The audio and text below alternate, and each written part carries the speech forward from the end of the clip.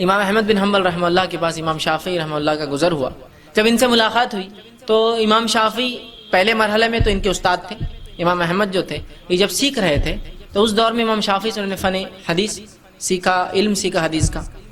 لیکن اس کے بعد جب دوسرا زمانہ آیا، مطلب جب امام شافعی چلے گئے ان کو سکھا کے، جب امام احمد بڑے ہو گئے کافی، تو اس کے بعد امام شافعی پھر ان کے پاس آیا اور کہا کہ اب میں تمہاری شاگردگی اختیار کرتا ہوں. اس لیے کہ امام احمد بن حنبل اصول حدیث میں بہت چوٹی اور مہارت تک پہنچ گئے تھے، تو جس کی بنیاد پر امام شافعی بعد میں آ کر ان سے پھر فن حدیث سیکھا. مطلب پہلے دور میں یہ ان کے استاد ہے اور دوسرے دور میں یہ ان کے استاد ہے. مطلب فرسٹ انسٹنس میں جس شاگرد نے اپنے استاد سے سیکھا، شاگرد اتنا آگے چلے گا علم میں کہ پھر استاد اگلی کلاس میں جو ایڈمیشن لیا تو پھر شاگرد سے سیکھنا پڑا اس کو.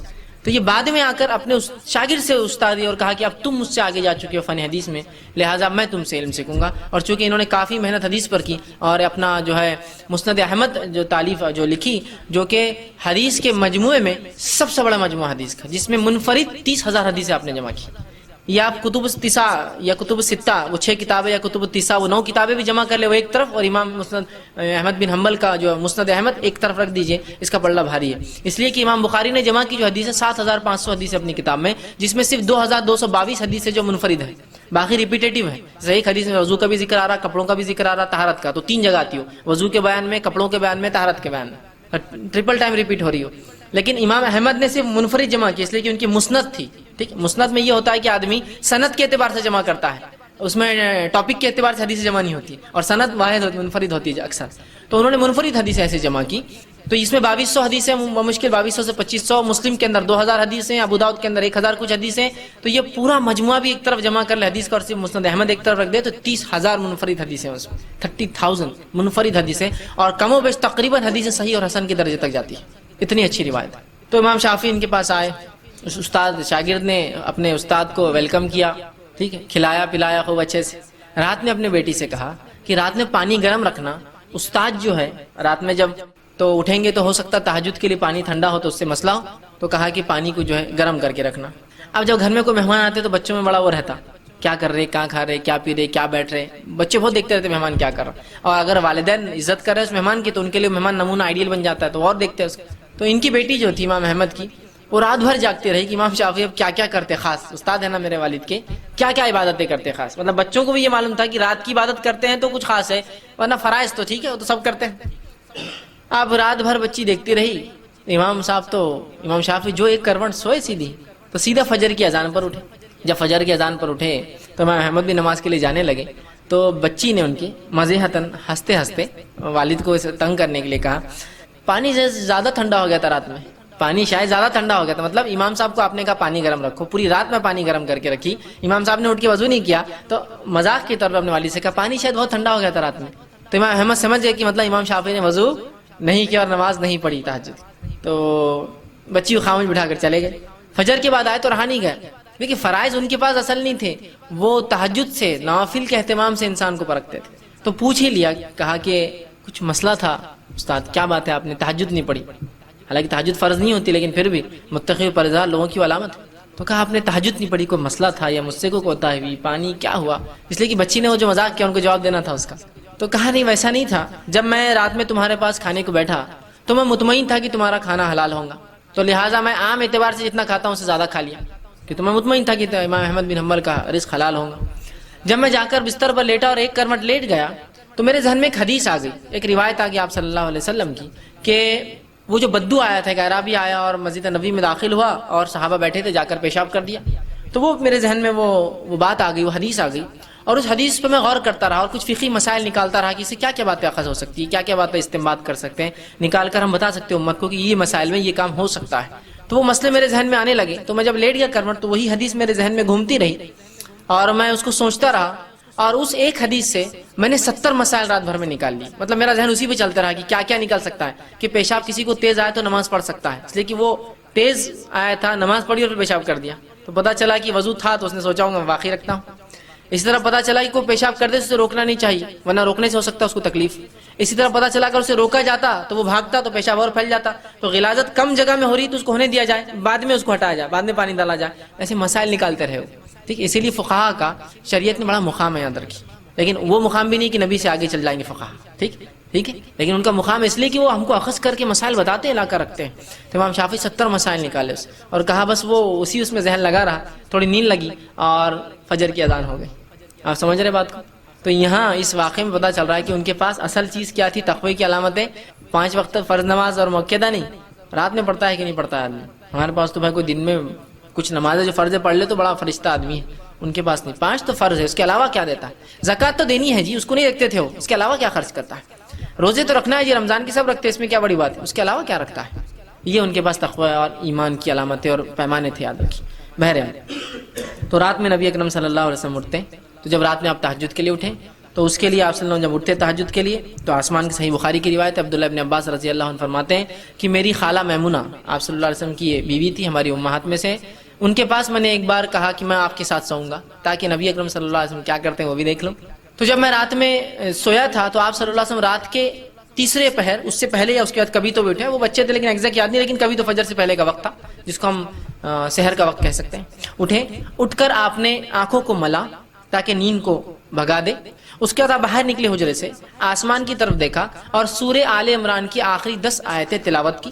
اس کے بعد آپ نے وضو کیا، بڑے اچھے سے مشکی سے نکالی، پانی لیا اس میں سے اور بہت اچھے سے وضو کیا. وضو کر کے آپ کھڑے ہو گئے. تو اس روایت میں پتہ چلا آپ صلی اللہ علیہ وسلم رات تہجد کو اٹھتے تو آنکھ ملتے، تو نیند میں سے آپ اٹھے تو آنکھ ملے، اٹھ کر جاتے آسمان کی طرف دیکھ کر آخری 10 آیتیں پڑھتے اور اس کے بعد جو ہے آ کر وضو کرتے اور نماز پڑھتے. پھر وہ کہتے ہیں کہ جب آپ صلی اللہ علیہ وسلم نماز کو کھڑے ہوئے تو میں بھی وضو کر کے آیا اور آ کر رسول اکرم صلی اللہ علیہ وسلم کے الٹے طرف کھڑا ہو گیا. الٹے طرف، چھوٹے تھے پتہ نہیں ان کو، بچے تھے، آگے کھڑے ہو کے دیکھا آپ پڑھ رہے.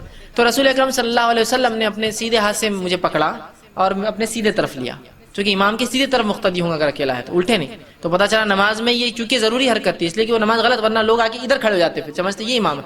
تو آپ نے پکڑا اور ادھر لیا. تو اس سے پتہ چلا امام نماز میں بھی مقتدی کی اصلاح کر سکتا ہے اگر ضروری ہو اس طرح کی غلطی. دوسرا پتہ چلا نفل نماز جماعت سے ہو سکتی ہے. بہت سے لوگ پوچھتے ہیں نفل نماز جماعت سے ہوتی ہے کیا؟ تو یہ رات کی نماز آپ سے پڑھے تھے، عبداللہ بن عباس آ کے جماعت بنا لی، پیچھے سے آئے خاموشی سے کھڑے ہو گئے. پھر وہ کہتے ہیں میں کھڑا رہا. آپ صلی اللہ علیہ وسلم اتنی لمبی نماز پڑھی کہ سورہ بقرہ پڑھ لی، سورہ آل عمران پڑھ لی، تو میں خاموشی سے نکلا جا کے سو گیا. پھر کھڑے بھی ہوا، لگا کہ میں پڑھ لوں گا، اتنا لمبا پڑھا کہ میں وہاں سے نکلا اور جا کے پھر سو گیا. جب فجر ہوئی تو آپ نے مجھے جگایا اور جگا کر میرا کان پکڑا اور کہا کہ عبداللہ ایسا کرتے کہ پہلے تو نماز کو آئے، کھڑے ہوئے اور پھر چلے ہوئے بیچ میں سے توڑ کے مسکراتے، مطلب صرف ہنسی کے لیے، یہ نہیں کہ ان کو سزا دی، مسکراتے ہوئے کان پکڑا اور کہا کہ ایسا کرتے نماز میں، مطلب آئے تم پہلے کھڑے ہوئے، غلط کھڑے ہو گئے، پھر ادھر سے آئے اور پھر جا کے سو گئے اور میں پھر سو گیا. تو اس میں دیکھیے کتنی باتیں پتہ چلی کہ ایک تو آپ اٹھ کر رات میں تہجد پڑھتے اور آسمان کی طرف، تو آپ تہجد کو اٹھتے ہیں تو آسمان کی طرف دیکھ کر آپ یہ پڑھ سکتے ہیں. اس طرح کی آسمان نہ دیکھ سکے ایسا خواتین گھر سے باہر نہیں نکل سکتی تو بہرحال آپ وہیں پڑھ لے ویسا، لیکن یہ سنت ہے آپ پڑھنا اور اس کے بعد پھر آپ تہجد کو کھڑے ہوتے تھے. ٹھیک. تو یہ اس طرح سے جو ہم اگر اٹھتے ہیں تو کریں. اسی طرح اگر آپ صبح اٹھتے ہیں، سمجھ لیجیے کسی نے ایک سوال کیا تھا، رات کے آخری حصے تہجد میں جو بھی دعا مانگی جائے وہ قبول ہوتی ہے. تہجد کی نماز پڑھ کر ہی دعا مانگی جائے تو ہی وہ قبول ہوتی ہے، یا اگر اس وقت ہماری نیند بیدار ہو جائے مگر نماز پڑھنے کے بجائے اپنی جگہ پر لیٹے ہوئے یا بیٹھے ہوئے ہی بغیر وضو کے دعا کی جائے تو کیا وہ دعا قبول ہوتی ہے؟ دیکھیے سب سے پہلی چیز آگے انہوں نے پھر لکھا تہجد کی نماز پڑھنے کا بہترین وقت کون سا ہے؟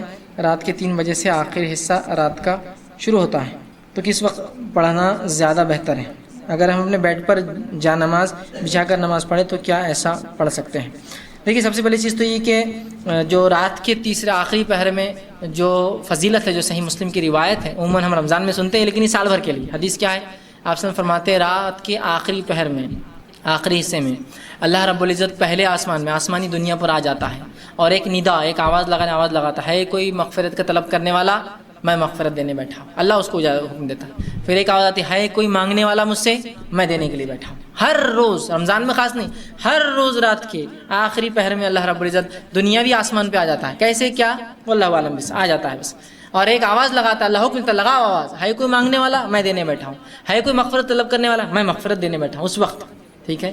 اب نبی اکرم صلی اللہ علیہ وسلم اس وقت کا فائدہ کیسا اٹھا وہ دیکھنا پڑے گا ہم کو. طریقہ مانگنے کا، آپ صلی اللہ علیہ وسلم نماز پڑھتے تھے. اب یہ الگ بات ہے کہ آپ رات میں اٹھ جائیں، چونکہ جو کاغذ پر آتے میں خواتین کے سوال سمجھتا ہوں تو ان کے حساب جواب دیتا ہوں. اگر آپ رات میں اٹھ جائے اور آپ کی حالت ایسی نہ ہو کہ آپ نماز پڑھ سکتی ہو فرض، یا کوئی بھی نماز پڑھنے کی حالت نہ ہو، تب میں کہہ سکتا ہوں پھر آپ دعا کر لیں، اس رات کے وہ حصے کا فائدہ اٹھا لیں. دعا کی شکل میں. لیکن اگر آپ عام حالت میں جب آپ پاک ہوتے ہیں تو پھر تو آپ کو نماز پڑھنا ہے، اس لیے کہ آپ صلی اللہ علیہ وسلم دعا کی اور نماز پڑھ کر کی. تو ہم نماز پڑھیں گے، اس لیے کہ عبادت کے بعد اگر نماز یا کوئی کام کیا دعا کرے تو یہ بہت اچھا موقع ہوتا ہے اور ایک وہ وسیلہ بن جاتا ہے وہ عبادت آپ کی دعا کے لیے. یاد رکھیے. تو آپ تہجد پڑھیے، اس لیے کہ اٹھ کر نماز پڑھنے میں جو مشقت ہے اس مشقت کا بدلہ بھی اللہ دیتا ہے. تو اٹھ کر نماز پڑھیے، اس نماز کے پڑھنے کے بعد آپ دعا کیجیے، یہ زیادہ بہتر اور افضل اور یہی طریقہ نبی اکرم صلی اللہ علیہ وسلم ملتا ہے. سوائے اس کے کہ آپ ایسی حالت میں نہ ہو نماز پڑھنے کی تو آپ رات میں اٹھ جائیں، نیند میں ہو تو دعا کر لیں، اس لیے آخری پہر ہے. لیکن اصل طریقہ تو یہی کہ تہجد پڑھیں. کون سا وقت بہتر ہے؟ تو تہجد کا سب سے افضل وقت آخری حصہ ہے رات کا، شروع ہوتا ہے عشاء کے بعد سے آخری جو پہر آخری حصہ ہوتا ہے وہ. تو رات میں بہرحال یہ مختلف علاقوں میں مختلف راتیں کا ڈیوریشن ہوتا ہے تو وقت بدل جائیں گا. جیسے ہمارے پاس اورنگ آباد کے اندر فجر کا وقت جو ہے تقریباً 4:15 یا 20 منٹ سے شروع ہوتا ہے. بمبئی میں 4:40 سے ہو رہا ہوں ان دنوں میں، یا 4:20 یا 4:25 سے شروع ہوتا ہے. تو اس کے اعتبار سے 4:25 سے پہلے آپ کو تہجد پڑھنا پڑ جاتا ہے. بہت سے لوگ سمجھتے ہیں جب تک فجر کی اذان نہیں ہوتی تب تک وقت رہتا ہے تہجد کا اور سحر کا. ہمارے پاس فجر کی اذان، فجر کے وقت سے آدھا گھنٹہ پون گھنٹہ کہ وطر کے تعلق سے وطر کب پڑھے، وطر کتنی رکعت پڑھے، وطر کا طریقہ کیا ہے، قنوت نازلہ کب پڑھنی چاہیے، قنوت کا طریقہ کیا ہے، کیا قنوت کے بغیر نماز ہوتی یا نہیں ہوتی، وطر کو سونا کیا ضروری ہے یا بغیر سوئی کے وطر ہو جاتی. مطلب تہجد کے بعد چونکہ وطر پڑھتے ہیں، تہجد کے تعلق سے بہت سارے سوالات تھے کہ تہجد کے لیے سونا کیا ضروری اور فرض ہے. اور بہرحال کیا جس میں بہت زیادہ لوگوں کے سوالات تھے. تو انشاءاللہ عزیز ان سوالات کو ہم نے سب کو جمع کیا اور آج انشاءاللہ عزیز ہم آپ کے سامنے میں آپ کے سامنے وطر کے تعلق سے اور تہجد کے تعلق سے کچھ باتیں رکھوں گا. ہم پہلے وطر دیکھیں گے پھر تہجد. اس کی وجہ یہ ہے حالانکہ وطر کوئی ضروری نہیں کہ عشاء کی بات پڑھی جائے، یہ کبھی بھی پڑھی جا سکتی ہے عشاء سے لے کر فجر تک.